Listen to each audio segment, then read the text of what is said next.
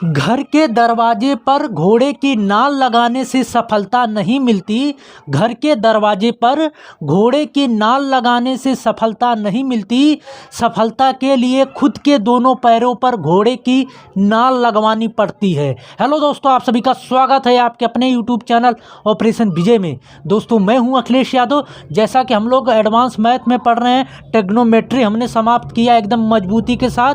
जो है 11 लेक्चर उसमें हमने पूरा एकदम समझाया है, एकदम बेसिक से। जिसको कुछ नहीं आता था ट्रिग्नोमेट्री में, वहाँ से स्टार्ट किए हैं। एकदम हाई लेवल के क्वेश्चनों को हमने सॉल्व किया, चाहे आप एसएससी की, चाहे आप बैंक की, चाहे आप जो है एनडीए सीडीए, चाहे जिसकी भी तैयारी करते हो जिसमें ट्रिग्नोमेट्री आती है, एक भी क्वेश्चन वहाँ से बाहर नहीं जाएगा अगर आप जो 11 वीडियो देख लिए तो। ठीक है, एकदम छोटे छोटे 20 से 25 मिनट के वीडियो हमने बनाए हैं, तो कि आपको देखने में भी अच्छा लगेगा। आप वहाँ से जो प्लेलिस्ट में एडवांस मैथ के नाम से वीडियो वहाँ से देख सकते हैं। ठीक, आज का जो है एडवांस मैथ में हम लोग पढ़ेंगे ट्रिग्नोमेट्री के ही बेसिकली ये अंतर्गत आता है हाइट एंड डिस्टेंस, यानी ऊंचाई और दूरी। ठीक, एकदम ध्यानपूर्वक समझिएगा दोस्तों। एक भी अगर पढ़े हैं चाहे ना पढ़ें, एक भी क्वेश्चन जो है यहाँ से बाहर नहीं जाएगा। एकदम जो है कायदे से बताएंगे कि पहले तो कॉन्सेप्ट समझिए, उसके बाद जो है अब हम आपको ऐसा ट्रिक बताएंगे कि देखते ही क्वेश्चनों का आंसर देंगे। ठीक, तो एकदम ध्यानपूर्वक देखिए। पहला इसमें होता है दोस्तों ऊंचाई और हाइट एंड डिस्टेंस, यानी ऊंचाई और दूरी में पहला होता है आपका उन्नयन कोण। उन्नयन कोण जिसे कहते हैं हम लोग अंग्रेजी में इलेवेशन एंगल। इलेवेशन एंगल यानी उन्नयन कोण। ये क्या होता है? देखिए, किसी भवन के सामने या मीनार के सामने आप खड़े हो जाइए, या पेड़ के या पहाड़ के सामने आप खड़े हो जाइए। अपने आप को वहाँ पे जो है ऐसा समझिए कि वहाँ पे आप खड़े हैं। तो पहले किसी भी चीज़ को क्या करते हैं, किसी भी चीज़ को आप किसी भी ऑब्जेक्ट को देखने के लिए क्या करते हैं, जैसे हम हैं, पहले हम आपको देख रहे हैं, तो पहले किसी भी चीज़ को आप सीधा देखेंगे। किसी भी चीज़ को आप सीधा देखेंगे, फिर उसके बाद या तो ऊपर देखेंगे या तो फिर नीचे देखेंगे। यही करते हैं ना, अपनी मुंडी नहीं घुमाना है। सर जो है एक जगह स्थिर रखिए। पहले क्या करेंगे, पहले आप सीधा देखेंगे। किसी भी चीज़ को आप देखते हैं, किसी पर्सन या किसी भी ऑब्जेक्ट को देखते हैं तो कैसे देखते हैं, पहले सीधा देखते हैं, फिर उसके बाद या तो नीचे देखते हैं या फिर ऊपर देखते हैं। देखिए कैसे, ये कोई ऑब्जेक्ट है। ठीक, अब आपकी आँख, मान लीजिए आप ही हैं, आपकी आँख है, मान लीजिए आपका मतलब कि आपकी आँख ही जो है ऊपर नीचे देखेगी ना। तो मान लीजिए ये आप हैं, तो पहले क्या करेंगे, पहले जो है दोस्तों इस मीनार के या इस भवन की या इस ऑब्जेक्ट के आप पहले ये सतह को देखेंगे, यानी पाद बिंदु को देखेंगे। इसे कहते हैं पाद बिंदु हिंदी में। पहले इसको देखेंगे, यानी यहाँ पे रेखा गई। फिर उसके बाद क्या देखेंगे, इसके उच्चतम बिंदु को, यानी कि इसके शिखर को देखेंगे। तो फिर यहाँ से एक यहाँ पे ये रेखा खींच दीजिए। ठीक, तो ये जो इनके यानी पाद और उच्चतम बिंदु के बीच जो कोण बनता है, क्या बनेगा, जिसे हम कहते हैं थीटा डिग्री। इसी कोण को कहेंगे क्या, उन्नयन कोण। उन्नयन कोण का अर्थ ये होता है दोस्तों कि आपकी आंखें जो है ज़मीन पे रहेगी, यानी कि आप यहाँ पे नीचे रहेंगे, पाद बिंदु पे रहेंगे, और पाद बिंदु और शीर्ष बिंदु के बीच जो कोण बनता है उसे हम कहते हैं क्या, उन्नयन कोण कहते हैं। क्या कहते हैं, उन्नयन कोण कहते हैं। इसको क्या कहते हैं दोस्तों, इसको कहते हैं क्षैतिज रेखा। एकदम थोड़ा सा ये बेसिक है, ये आपको जानना चाहिए अवश्य। इसी पे आपका जो है कॉन्सेप्ट और क्वेश्चन सभी बेस हैं, तो एकदम ध्यानपूर्वक समझिए। क्षैतिज रेखा है जिसे हम कहते हैं हॉरिजॉन्टल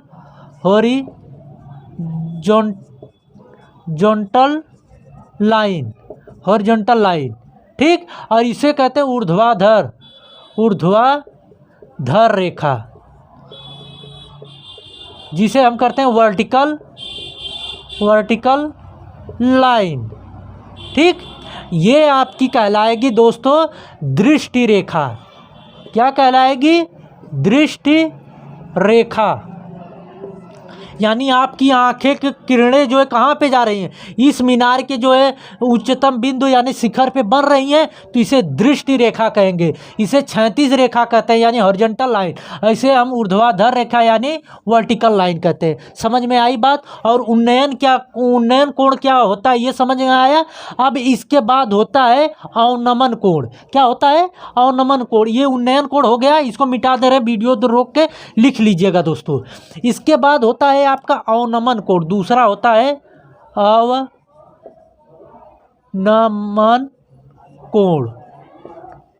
कोण जिसे कहते हैं angle of demolition TION, demolition, angle of demolition. अंग्रेजी का स्पेलिंग इधर उधर हो जाए तो क्षमा करिएगा, पहले बस सिर्फ कॉन्सेप्ट समझिए जो हम चीज़ समझाना चाह रहे हैं। अवनमन कोण क्या होता है दोस्तों?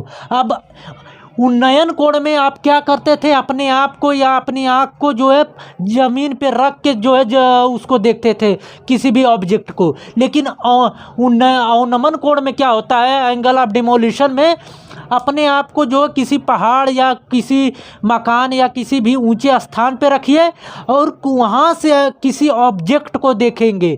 कभी भी किसी चीज़ को देखते हैं पहले हमारी आँखें जो है सीधी देखी जाती है यानी इस तरह, फिर उसके बाद जो है यानी क्षैतिज यानी कि सीधी देखते हैं, फिर उसके बाद नीचे देखते हैं या ऊपर देखते हैं। जैसे देखिए ये कोई मीनार है या कोई ऑब्जेक्ट है, यहाँ से आपकी आंखें हैं, यहाँ पे आपकी आंखें हैं, यहाँ से आप इसको जो है पहले क्या करेंगे, ये आंखें आपकी पहले सीधी देखेंगी, फिर ये आपका ऑब्जेक्ट कोई है, यहाँ पर कोई ऑब्जेक्ट है, क्या है, ऑब्जेक्ट है। अब इस ऑब्जेक्ट को देखने के लिए पहले तो आप सीधे देखेंगे, फिर आप ये आंखें आपको इस ऑब्जेक्ट को देखने के लिए इस तरह बनेगी, आएगी नहीं ये रेखा दृष्टि रेखा, और ये इसको क्षैतिज रेखा मिला दीजिए तो इसके यानी कि ये जो क्षैतिज रेखा गई इसके और इस ऑब्जेक्ट के बीच में जो कोण बना है थीटा डिग्री, इसी को कहते हैं अवनमन कोण। क्या कहते हैं? अवनमन कोण। लेकिन हम सवाल जो है इस थीटा से नहीं निकालकर कहाँ से निकालते हैं, ये थीटा है तो ये भी थीटा। अब कहेंगे कि ये कैसे मास्टर, तो ये ऐसे दोस्तों कि आपने जो है ज्योमेट्री पढ़ा होगा तो हमने आपको वहाँ पे बताया है कि दो समांतर रेखाओं को अगर कोई तिरछी रेखा इस तरह काटती है या इस तरह कोई रेखा तिरछी काटती है तो ये कोण और ये कोण आपस में बराबर होते हैं, ये कोण और ये कोण आपस में बराबर होते हैं। ये सब हमने बताया आंतरिक कोण से।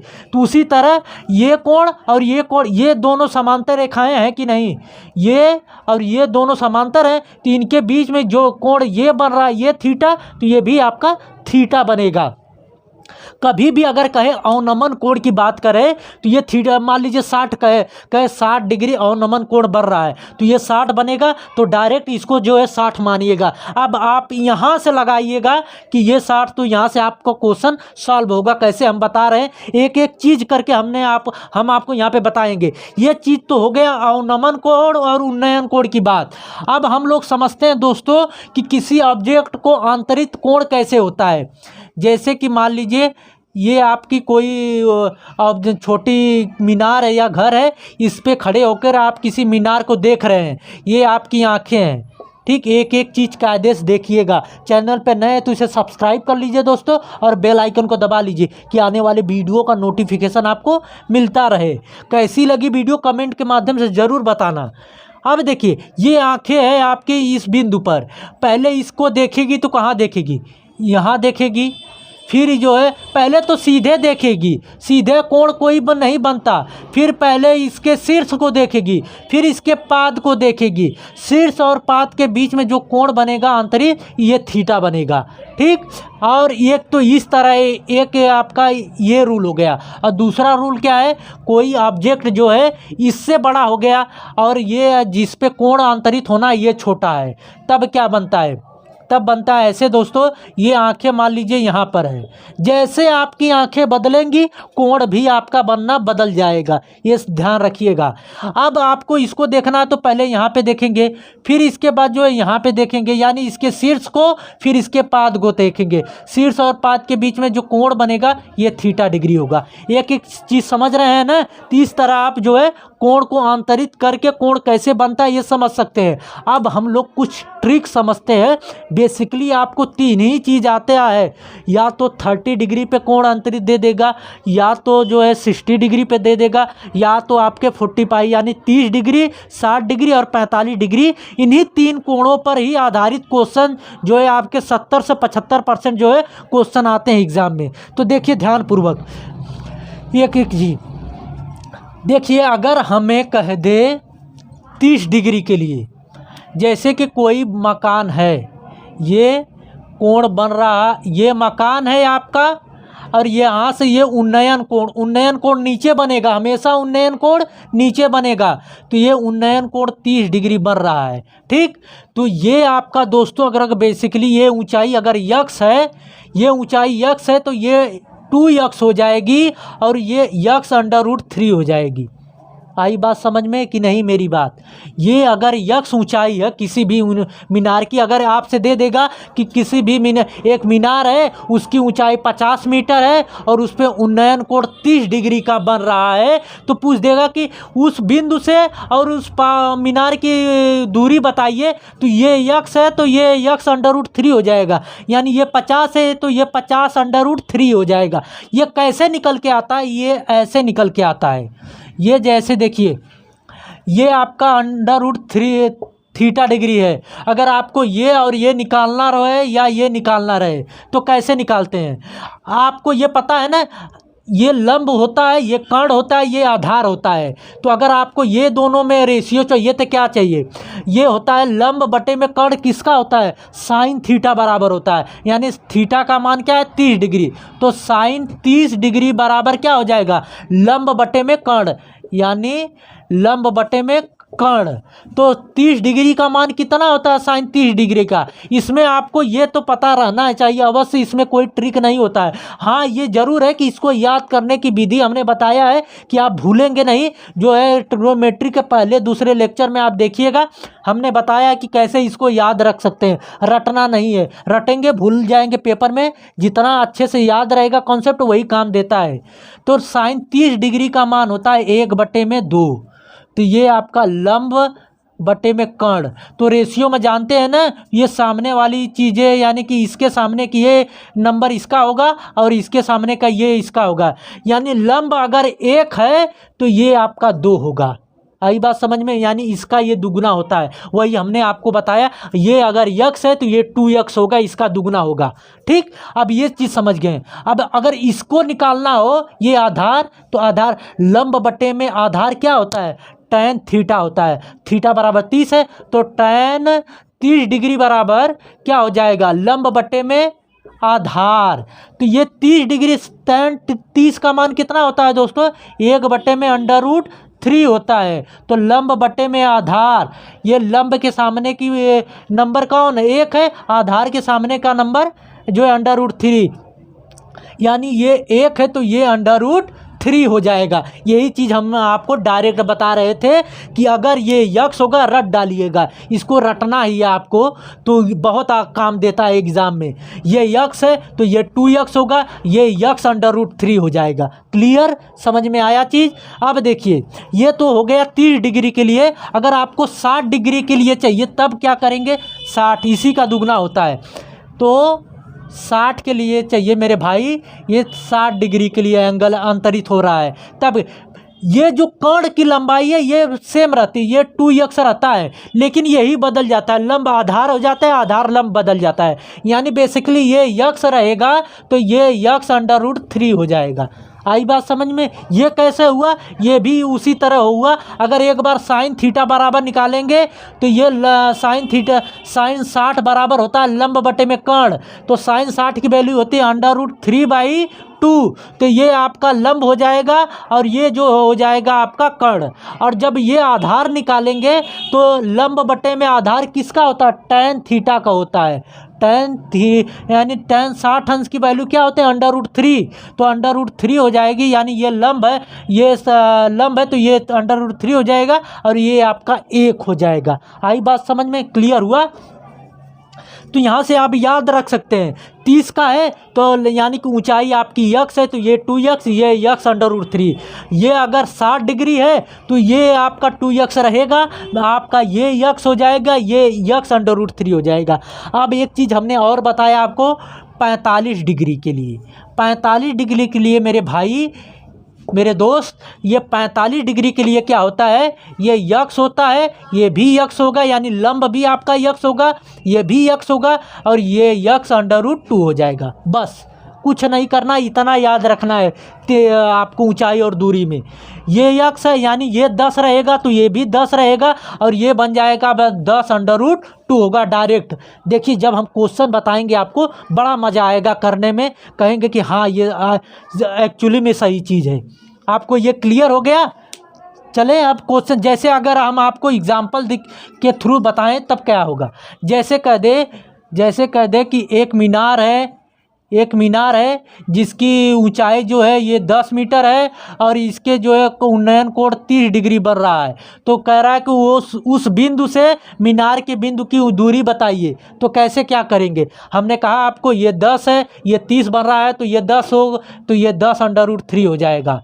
ठीक, ये x है तो ये x √3, यानी ये 10 है तो ये 10 √3। और कह दे कि ये दूरी बताइए तो ये 10 है, इसका दुगना ये होता है, यानी ये 20 हो जाएगा। देखिए कुछ लगाना नहीं है, डायरेक्ट लगा रहे हैं। 30, 45, 60 पे बहुत क्वेश्चन आता है, 70 से 90% जो है आपका कवर कर देता है। 1-2% होता है तो हम आपको जब कॉन्सेप्ट बताएंगे तो सब क्लियर हो जाएगा। पहले ये चीज़ समझिए।